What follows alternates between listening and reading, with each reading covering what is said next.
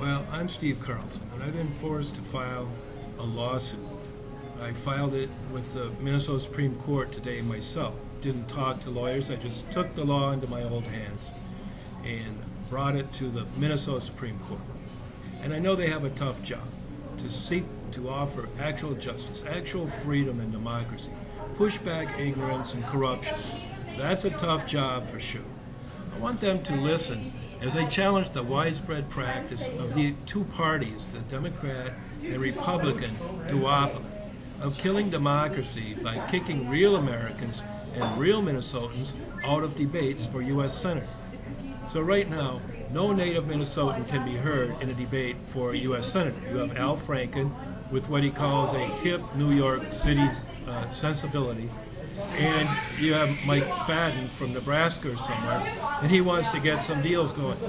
So I offer a real Minnesotan's view, and no, I don't live in Lake Wobegon.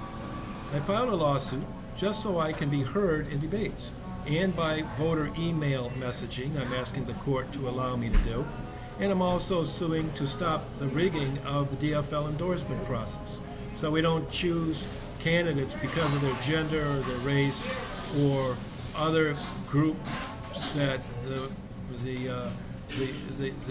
quotas that run the party want to add. And my purpose here is to show you how America is supposed to work. Partisan Democrats will tell you America's not working, but it's because of the Republicans. So you just have to take it and keep voting for Democrats. Betty McCollum, Al Franken, Keith Ellison, whoever we tell you to vote for. Barack Obama, Hillary Clinton, whatever. But I think it is worth the sacrifice to fight my way into these debates to expose the truth, that the system can work. Independents, I believe, are committed generally to getting the system to work. And we see partisan gridlock as a big, big problem. And for the media, WCCO, CBS TV, CBS is in New York, and American Public Media, Minnesota Public Radio, to back a two-party duopoly on debates because they claim they have some editorial role. They think they have to edit the democracy, edit the Constitution. It's just unacceptable. And I agree with Hannah Nicollet on that. So here's how the system is supposed to work. The system that Al Franken is gumming up with his anti-democratic ideas to seize power and take America away from real Americans. The First Amendment, United States Constitution, pertinently provides that Congress shall make no law abridging the freedom of speech or of the press or of the right of the people peaceably to assemble and to petition the government for a redress of grievances. By the 14th Amendment, these restrictions are applied to state governments as well. Over the next 10 days or so, we the people are in this nationwide election in the process of forming a new government, created by the people and for the people. And I want to ask you, do we stay the course with Barack Obama as our president, our leader based on his track record, and on Al Franken's track record? And Al swears that he always votes for what is in the best interest of the people of Minnesota. And if you believe that, you would have to believe that 97% of the time, Barack Obama and Eric Holder and Hillary Clinton know what is in the interest of Americans. I know they went to Columbia and all that, but I don't believe that even those folks know 97% of the time just what solutions to Americans' problems are. So instead of continuing to follow Al Franken, who is in turn following Barack Obama 97% of the time, it is now the moment for America to come alive. And with our vote in the November 4th election, say to Barack Obama, it is time, it is past time to take our country back. When I say take our country back, I mean take this nation back from Barack Obama, who with all due respect is the worst president in American history, who has put our nation in more danger than any other president in modern history. And Al Franken, my opponent, mindlessly backs this man. And I don't want you to think that just because you see Mike McFadden condemn Obama, that he talks like me or I'm talking like him. I have experience and ideas and solutions because I care. I studied political science, practiced journalism, studied and practiced leadership for decades because I care. And I know I live in the greatest society in the world based on religious liberty, and a belief in government by the people, for the people, and of the people. And I know it can work. It's not about me, it's about America. I want the Independence Party, the independent voters, a free and independent America to work. I'm going to address some tough issues because by addressing them, we get free of lies, free of deception, false accusers, and well, sin. I want to show how woefully lost Al Franken actually is and why there needs to be an opportunity for his shtick to be challenged in a truly open debate. Remember the tragedy of Trayvon Martin and the actions of Barack Obama to lift this case up and present it as if it was white saying, a black man's life is worthless. Now, anyone who says a black man's life is worthless, who says any man's life is worthless, even if that man has gone down the wrong road, is wrong themselves. God created each of us. We're all valuable. But you've got to turn off the blaring media to find that inner knowledge that you know no matter what life has handed you, you are valuable, you are loved. God loves you, and this is the message you need to spread to everyone you meet. And that is why there is a United States of America, and there needs to be that shining light until Christ returns. And George Zimmerman did not believe Martin was worthless. He did not want to kill this young person. George Zimmerman was a Hispanic man who was serving his country because there had been a rash of burglaries. Have you ever been burglarized? Of course, Zimmerman was acquitted on grounds of self-defense because Martin, high on drugs, jumped him from out of the bushes and was bashing his head on the concrete at the time he was shot. He was on top of Zimmerman at the time, and his only hope because of this was that maybe Zimmerman couldn't reach his gun to save his own life. Naturally, Obama did not take a wise leadership position. He hid the truth and attacked. He attacked innocent people seeking to defend themselves. He criticized the efforts of a community to take their country back from crime. They say such people are on the wrong side of history. So Al Franken, 97% of the time, is on the right side of history. What Obama should have done and what Franken needs to say to black youth is, yes, it is hard. You are not all blessed to have it easy like Obama himself did. But I know there is hope. Yes, we want to keep hope alive. Unfortunately, Obama and Holder are not doing that. And Al Franken and the Democrats can't tell the difference.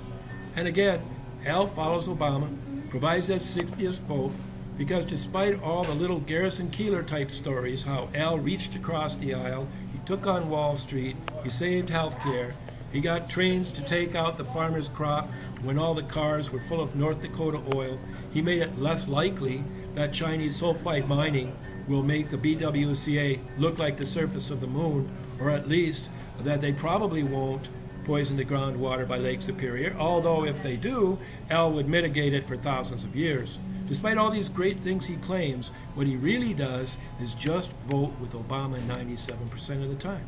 And this is important because Obama needs him as a kind of a resource, I guess, his go-to guy when he wants to get his agenda through.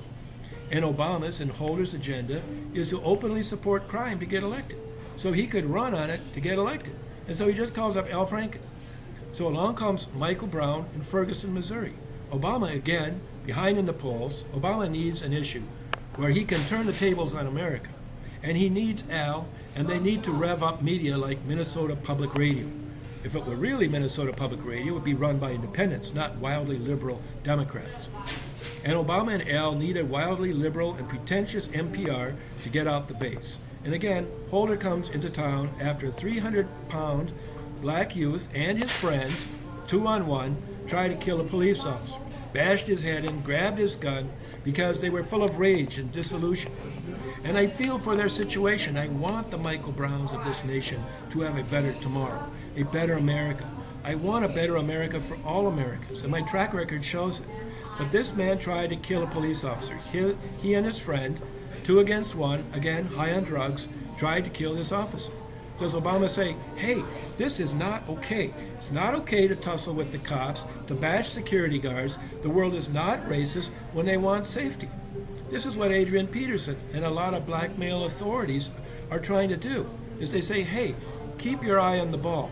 Be all that you can be. Stay with taking advantage of your freedom and pursue the right goals. And don't disobey your daddy. Don't attack the police because you feel locked out. That's not the way. I agree it is not good enough for black men just to ensure whites feel safe. I get that. Black people need to have the same hope and promise of the future that whites do. And other races need this too. And when we get this opportunity, these contributions, America gets better. America is healed. It's not true that we all do better when we all do better. We all do better when you do better, when I do better, because I participate, I contribute, I love, I give. I am grateful for what the Lord has given us. But what does Al Franken say? Well, 97 or 99% of the time voting with Barack Obama, he rides in and says, I want justice. He wants justice for Brown and his family. This means Franken, just like he rode into town and said of Adrian Peterson, get that man off the field, get that man off the Vikings. Franken says he's a better man than Peterson. He does not discipline his children with a switch like Peterson's family had for generations. And now he rides in and he wants this police officer, after he's been bashed, almost killed, threatened, Franken wants him indicted. What I'm saying is Al has a funny idea about justice. Funny idea about democracy and freedom of speech and voting. No ideas at all about job creation. Thinks we'll get out of this long and unsuccessful recovery if we create bureaucracy to make sure everyone's wages are equal and there's a minimum wage that goes up and up. If we help the middle class as opposed to all the people who've never been in the middle class, and that we all just need to refinance loans and this will solve all the problems. And now Franken's idea of justice is he gets to pick all the debates. There'll just be 3. I don't know if you followed all these races, but Al doesn't really want any debates. And to get to 3 debates, he counts talking on the radio with Mike Mulcahy and the other ultra-progressives to get out the vote on November 2nd as a debate. And Al wants to make sure that in those debates there'll be no criticism tolerated from the Independence Party Senate candidate. That's me, because I won a statewide primary August 12th. But Franken doesn't want ideas like I've advocated here, highly critical of him, highly critical of Obama. And no, I don't find any substance to McFadden's criticism of Obama, just a number. Mike's a numbers guy. But Franken doesn't want a guy up there listening to his excuses and saying, Al, you just don't get it.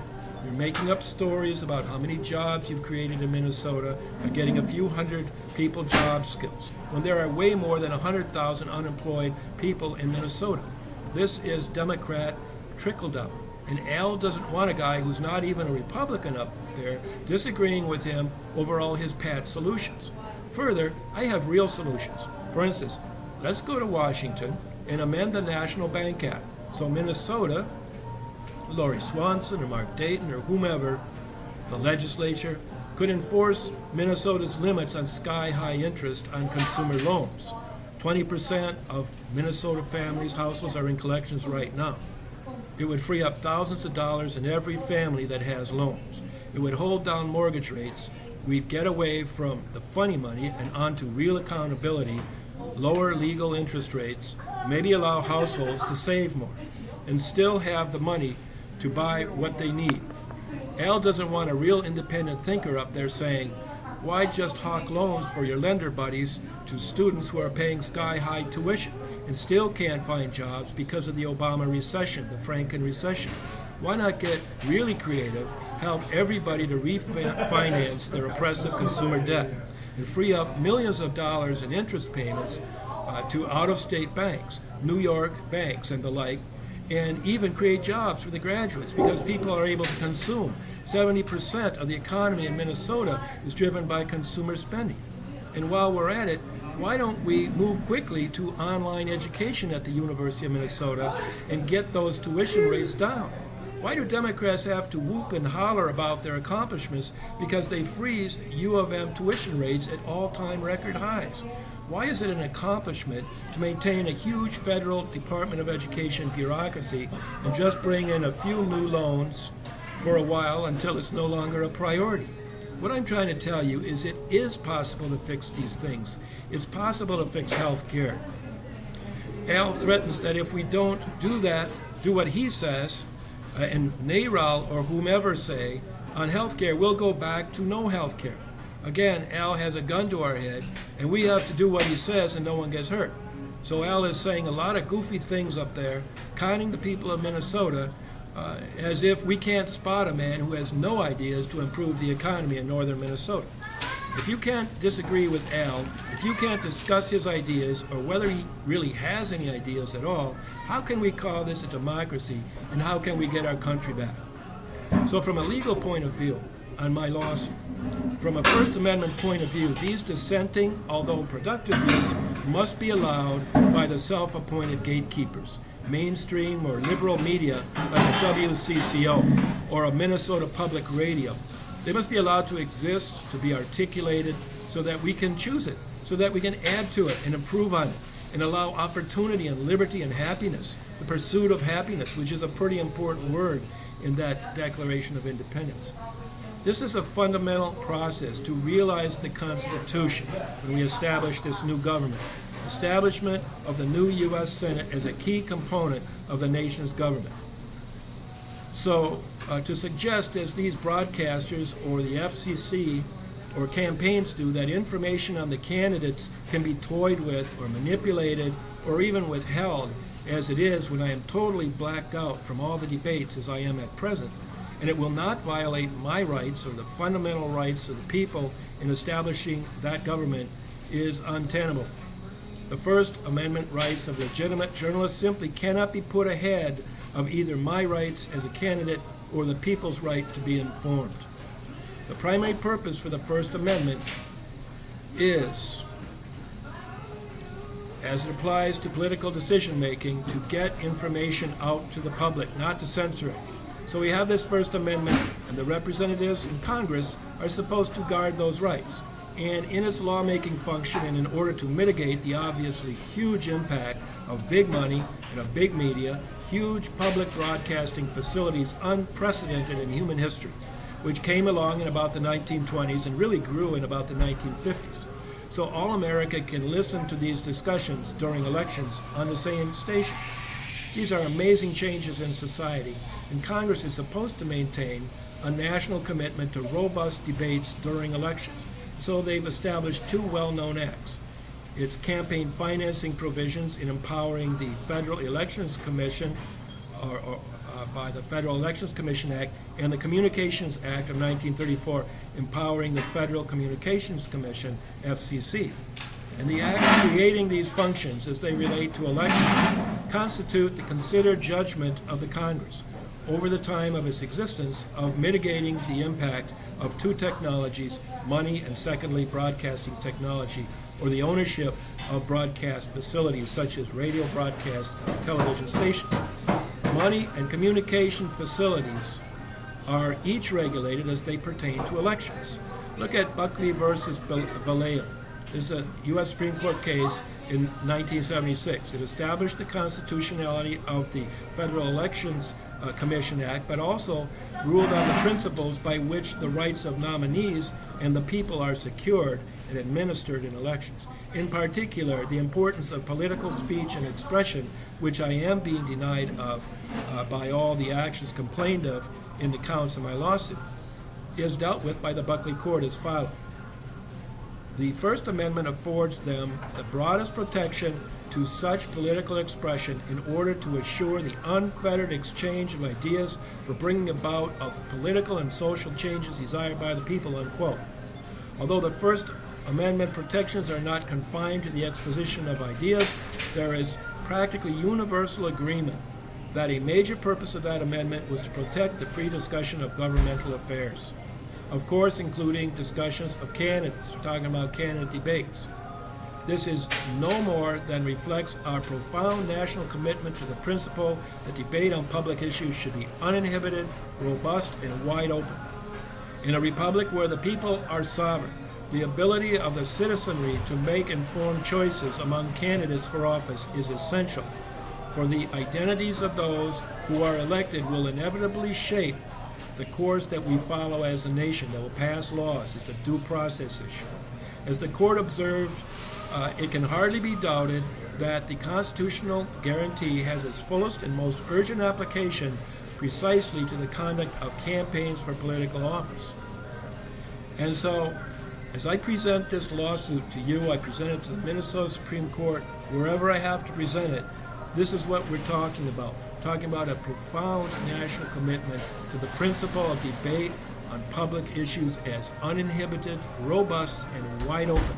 That means me next to Al, challenging him, searching for real solutions, making sure you can make an informed choice for United States Senate when you vote November 4th. I'm Steve Carlson. I ask for your vote, and I approve this message.